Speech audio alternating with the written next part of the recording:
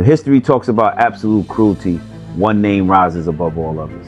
A dictator whose decisions reshaped the world, triggered the deadliest war in human history, and led to the deaths of nearly 70 million people worldwide.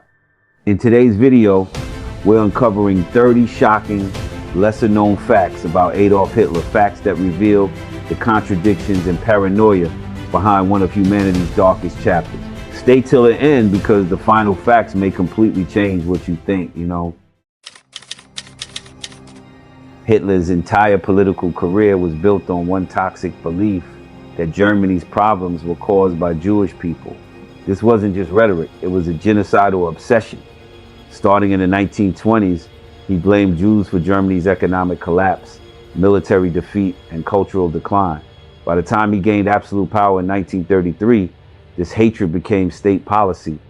What followed was the Holocaust, the systematic, industrialized murder of 6 million Jews. Men, women, children, entire families erased. It remains the most horrifying example of what happens when hate becomes law. Here's the irony that history can't ignore. Hitler's first romantic crush was on a Jewish girl named Stephanie Isak when he was a teenager living in Austria, but he never spoke to her, not once. He admired her from a distance, wrote poems about her, and fantasized about their future together, but he was too insecure, too afraid of rejection. This is the same man who would later stand before millions, commanding armies and ordering mass executions. Yet in his youth, he couldn't muster the courage to say hello to the girl he liked. The cruel twist, she was Jewish, the very people he would later seek to annihilate. The 6 million Jews murdered in the Holocaust are only part of the story. Historians estimate that Hitler's racial and political policies caused over 11 million civilian deaths even before World War II began. This includes political dissidents, LGBTQ+ individuals, people with disabilities, Romani people, Jehovah's Witnesses, and Polish intellectuals. And when World War II erupted in 1939, the death toll exploded. Nearly 70 million people, soldiers and civilians combined, died as a direct result of the war Hitler started. To put that in perspective, that's roughly the entire population of the United Kingdom today. Despite being the architect of the Holocaust, Hitler never personally visited a single concentration camp. Not Auschwitz, not Dachau, not Treblinka. He gave the orders. He approved the plans. He knew what was happening, but he never witnessed the gas chambers, the mass graves, or the suffering he orchestrated. It's a haunting detail because it shows how detached power can become from its consequences. The horrors were carried out in his name, but always at a distance. He refused to confront the reality of his own evil. When Hitler rose to power, Germany was a global leader in science and intellectual thought. But his racist policies destroyed that. Jewish scientists, writers, and thinkers were fired, exiled, or worse. One of them was Albert Einstein, the most brilliant physicist of the 20th century. Einstein fled to the United States in 1933, just as the Nazi regime tightened its grip. His departure wasn't just Germany's loss, it was America's gain. Einstein would go on to influence the Manhattan Project and permanently shift the balance of global scientific power. In one of history's most absurd ironies, Adolf Hitler was nominated for the Nobel Peace Prize in 1939. A Swedish politician named E.G.C. Brandt submitted the nomination as satire, mocking the Nobel Committee's recent choices. But the nomination was real and it was submitted just months before Hitler invaded Poland and launched World War II. Brandt later withdrew it, but the damage to the Nobel Prize's credibility was done. It remains one of the darkest jokes history ever played. In 1938, Time magazine named Adolf Hitler their Man of the Year. People today are shocked by this, but context matters. Time's award wasn't an endorsement. It was given to the person who most influenced world events that year, for better or worse. And in 1938, Hitler had annexed Austria, seized Czechoslovakia, and was reshaping Europe through fear and aggression. The magazine's editors wrote that Hitler had become the greatest threatening force that the democratic, freedom-loving world faces today. Still, seeing his face on that cover is chilling. This surprises many people. Hitler frequently invoked God in his speeches. He publicly identified as Christian and claimed he was doing God's work by purifying Germany. Now, whether he genuinely believed this or was manipulating religion for political gain is debated by historians. But what's clear is this: he used religious language to justify violence, to rally support, and to frame genocide as a divine mission. It's a dark lesson in how faith can be weaponized when separated from compassion. Hitler was a vegetarian.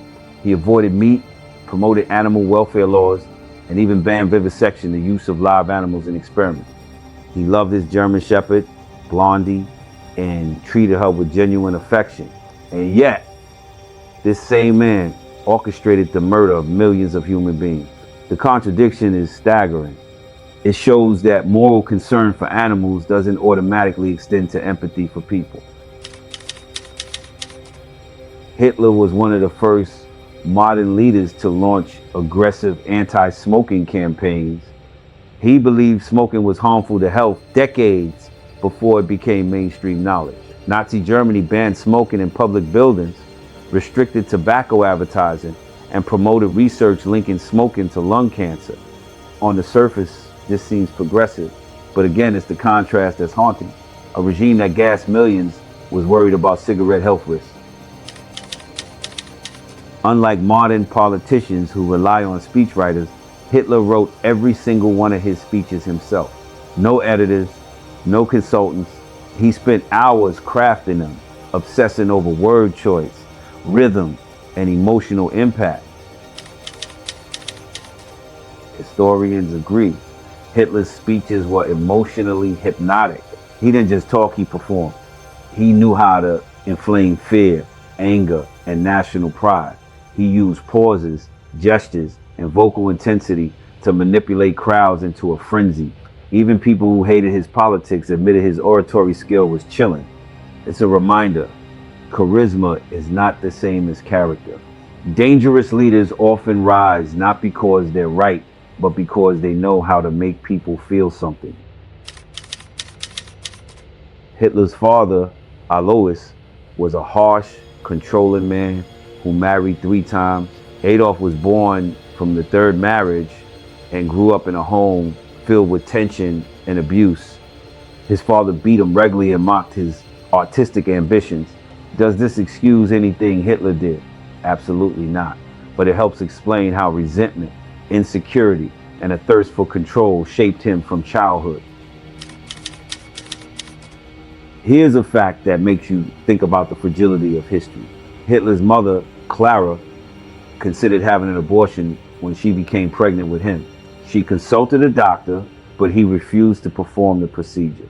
So she gave birth, and that decision, one doctor's refusal, changed the course of human history. It's impossible not to wonder, what if?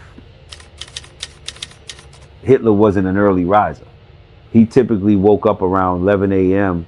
and worked late into the night and forced his staff to follow the same exhausting schedule.